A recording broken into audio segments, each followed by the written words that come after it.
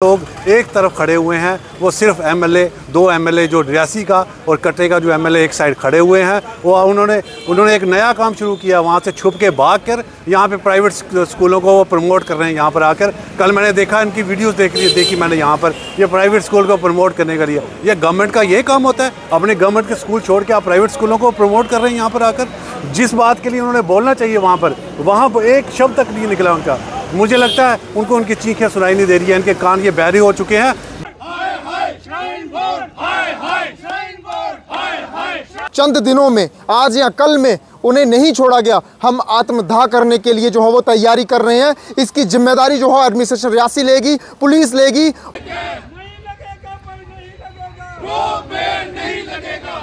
Express आ रहा है, ये एक्सप्रेस सीधा जो है ताराकोट पहुंचेगा। वो ताराकोट से जो है गंडोला होगा, वो गंडोला सीधा जो है लोगों को वहां ले जाएगा। लोग जो है कटरा आएंगे क्यों? लोग पूरा कटरा खत्म हो जाएगा पूरा।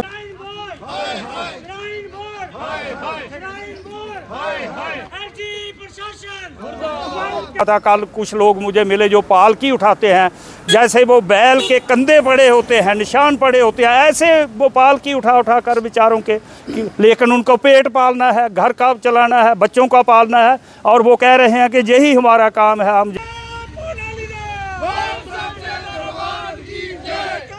के लीडरों पे उंगली उठा रहा था। मैं उससे कहना चाहता हूँ कि तुम्हारी पार्टी के 29 एमएलए कहाँ सोए हैं? तुम्हारी पार्टी के मेंबर पार्लियामेंट कहाँ सोए हैं? वो क्यों नहीं बोलते? वो क्यों नहीं ये कहते कि गंडोला गलत लग रहा है? आज उनको आस्था का सवाल नजर नहीं आ रहा है। आज वो लोगों को लताड़ना चाहते हैं अपनी ताकत के बलबूते पर। आज उनके बच्चों का खून चूसना चाहते हैं। मैं यहाँ से अपील करना चाहता हूँ श्राइन बोर्ड की एडमिनिस्ट्रेशन, डिस्ट्रिक्ट रियासी की एडमिनिस्ट्रेशन, और इसके साथ साथ एलजी साहब से और मरकजी सरकार से अपील करना चाहता हूं कि फौरी तौर पर ये गंडोला लगाने के काम में रोक लगाई जाए और बेगुनाह नौजवान जो हमारे वहां पर गिरफ्तार किए गए हैं उनको छोड़ा जाए। आपको पता है कि ये गंडोला अगर यहाँ पर लग गया तो हजारों नहीं बल्कि लाखों लोग जो हैं वो बेरोजगार हो जाएंगे, और चंद लोगों के जेबें जो हैं, मुझे ये भी पता चला है कि यहाँ इसके जो पार्टनर है, किसी को 1.5 लाख रुपया रोज का मिलेगा, किसी को 4 लाख रुपया रोज का मिलेगा। उनको मद्देनजर रखते हुए ये गंडोला लगाया जा रहा है और गरीबों का नुकसान किया जा रहा है। इसलिए मैं डिप्टी कमिश्नर रियासी, हमारी जो महोदय साहिबा हैं, मेरी उनसे गुजारिश है कि आपको परमात्मा ने ताकत दी है, आप अपनी सही रिपोर्ट दीजिए कि आप हेड हैं हमारे डिस्ट्रिक्ट रियासी की। आपके हाथों से जो लिखा जाएगा लेटर वो असर रखता है, वो काम करेगा। आपको गरीबों की सपोर्ट करनी है, ना कि सरमायादारों की सपोर्ट करनी है। वो अपनी अपनी कम्युनिटी के सारे जने माता का चरणाम प्रसाद जड़ा वो लै करते और उनका सारे का फर्ज बनता है। आज कोई ऐसी चीज नहीं। ये आज का ये जो प्रोग्राम है, ये कटरा में जो श्राइन बोर्ड के ख़िलाफ़ गंडोला रोपवे लगने के ख़िलाफ़ जो एजिटेशन चल रही है, उनको अपनी एकता, अपना समर्थन देने के लिए आज हमने एक सिंबॉलिक, जिसको कहते हैं इलामती तौर पर ये प्रोग्राम जो है वो किया है।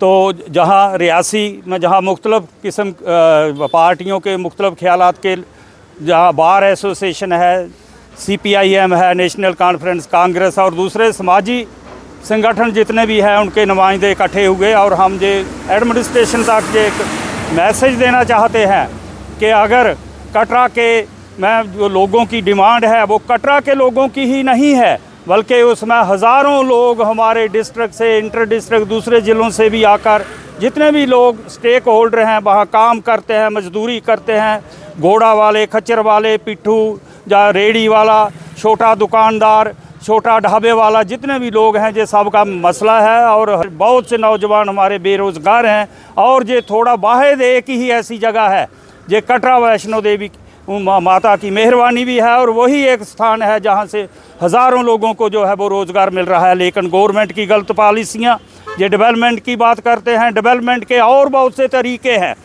आसपास के गांव हैं, आसपास के इलाके हैं, पूरा डिस्ट्रिक्ट है, डेवलपमेंट की है, टूरिस्ट स्पॉट है, उनकी तरफ कोई देखता नहीं है।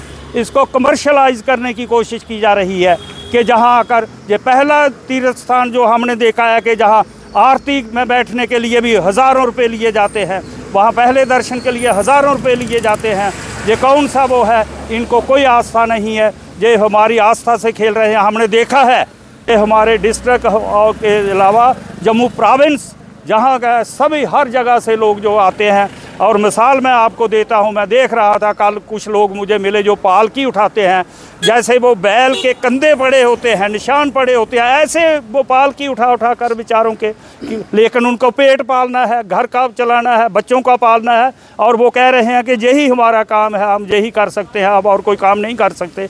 तो ये हमारी श्राइन बोर्ड से या अथॉरिटी से, जहाँ पर्दा रखने की भी ज़रूरत नहीं है, ये श्राइन बोर्ड नहीं है, श्राइन बोर्ड के ऊपर एलजी बैठा हुआ है जो इसका चेयरमैन है, और एलजी के ऊपर नरेंद्र मोदी और अमित शाह और बीजेपी की गवर्नमेंट बैठी हुई है जो इसको चला रहे हैं। जो भट्ट साहब, हम यही डिमांड करते हैं कि वो फैसला जो है गंडोला लगाने का उसको वापस लिया जाए, और ताकि आस्था भी बनी रहे और रोज़गार भी बना रहे। देखिए, ये तो अभी छोटे से ट्रेलर है, अभी बहुत बड़ी लड़ाई है ये अभी प्रोटेस्ट बढ़ने वाला है। अगर जल्द से जल्द जो डिमांड्स हैं हमारे रियासी की, जो कटरा की डिमांड्स हैं कि रोपवे नहीं लगना चाहिए, तो रोपवे नहीं लगना चाहिए। मुझे समझ नहीं आती है कि इन लोगों को, ये जो लोग 10 लाख लोग जो वहाँ पे काम करते हैं, उनको बेघर करके, जो नीचे जो लोग काम करते हैं, नीचे रेड़ी फड़ी लगाते हैं, जो कुलचे वाले हैं, जो अपने टी स्टॉल चलाते हैं, मैं सोचता हूँ उन लोगों का क्या हाल होने वाला है। इस जो यहाँ के विधायक है, मैं उनको उनके लिए शर्म की बात है। लोगों ने उनको वोट देके इसलिए बनाया था कि ये कल हमारी आवाज़ उठाएंगे। जब सारे लोग एक तरफ खड़े हुए हैं, वो सिर्फ एमएलए, 2 एमएलए जो रियासी का और कटरे का जो एमएलए एक साइड खड़े हुए हैं, वो उन्होंने एक नया काम शुरू किया, वहाँ से छुप के भाग कर यहाँ पे प्राइवेट स्कूलों को वो प्रमोट कर रहे हैं। यहाँ पर आकर कल मैंने देखा, इनकी वीडियोस देखी मैंने यहाँ पर, ये प्राइवेट स्कूल को प्रमोट करने के लिए। ये गवर्नमेंट का ये काम होता है, अपने गवर्नमेंट के स्कूल छोड़ के आप प्राइवेट स्कूलों को प्रमोट कर रहे हैं यहाँ पर आकर। जिस बात के लिए उन्होंने बोलना चाहिए वहाँ पर एक शब्द तक नहीं निकला उनका। मुझे लगता है उनको उनकी चीखें सुनाई नहीं दे रही है, इनके कान ये बहरे हो चुके हैं, ये अपनी पावर के नशे में ये बिल्कुल अंधे हो चुके हैं। ये पावर ज़्यादा देर रहने वाली नहीं है। बस मैं बता दूं आपको, ये कुछ चंद दिनों की मेहमान है, ये पावर जल्दी चले जाएगी आपसे। और आपको मैं ये वाद करता हूं कि ये प्रोटेस्ट जो चल रहा है, ये प्रोटेस्ट एक ऐसी शक्ल लेने वाला है अब, उससे पहले ये बेहतरी होगी कि आप इस रोपवे को कैंसिल कर दें। कि जो लोग हमारे प्रोटेस्टर, जो हमारे संघर्ष समिति के जो लोग थे, उनको जो इन्होंने हिरासत में लिया हुआ है, उनको जल्द से जल्द छोड़ा जाए, क्योंकि वो बेकसूर लोग हैं। अगर अपने हक के लिए कोई आवाज़ उठाता, आप उनको उठा के अंदर कर देंगे। ये सरासर नाइंसाफ़ी है, ये कॉन्स्टिट्यूशन ऑफ इंडिया के ख़िलाफ़ बात की जा रही है। मैं एडमिनिस्ट्रेशन रियासी और एलजी एडमिनिस्ट्रेशन से गुजारिश करता हूँ कि उनको जल्द से जल्द रिहा किया जाए। क्योंकि देखिए, ये खाली रियासी की बात नहीं है, कटरा के लिए, कटरा में जो व्यापार और आस्था के साथ जो खिलवाड़ किया जा रहा है श्राइन बोर्ड की तरफ से, इसके खिलाफ पूरे जम्मू कश्मीर के हर एक ज़िले से जो है वह आवाज़ उठना अब शुरू हो चुकी है। क्योंकि रोज़गार कटरा के साथ लोगों का जुड़ा हुआ है और आस्था भाव के साथ जो है वो बाहरी राज्यों से भी लोग आते हैं। लेकिन ये श्राइन बोर्ड जो इस समय नाटक रचा रहा है अपने पर्सनल मफाद के लिए, फ़ायदे के लिए, प्रॉफिट के लिए, और ये श्राइन बोर्ड का जो है वो हम ये काम बिल्कुल भी सक्सेस नहीं होने देंगे। हम रोपवे को नहीं लगने देंगे। इसकी आवाज़ हम जो है वो केंद्र के कानों तक जो है वो ज़रूर पहुंचाएंगे। देखिए, मैंने कहा है, ये जो 29 एमएलए जीते हैं, ये आस्था के नाम पर जीते हैं, लेकिन आज आस्था के साथ ये खिलवाड़ कर रहे हैं। लोग जो है वो अपने टाइम पर इन्हें जवाब दे देंगे, इन्हें यहाँ से जो है वो भगाएंगे। जम्मू कश्मीर से इनका नामो निशान नहीं रहेगा। ये जो लोग आज आस्था के साथ खिलवाड़ कर रहे हैं और आस्था के नाम पर ही ये लोग वोट लेते हैं, ये कतई भी जनता बर्दाश्त नहीं करेगी और इन लोगों को अब मुंह की खाना पड़ेगी। आज जो वो लोग बीजेपी के साथ ही ये लोग चलते थे, लेकिन आज ये सड़कों पर है, बीजेपी के लोग आज सड़कों पर हैं, लेकिन नेताओं को नहीं लगता है कि हम लोगों के लिए काम करेंगे। ये सिर्फ और सिर्फ पार्टी के लिए काम कर रहे हैं। और श्राइन बोर्ड भी इस समय जो है बीजेपी पार्टी के साथ जो है वो काम कर रहा है, उनकी एजेंसी इस समय बना।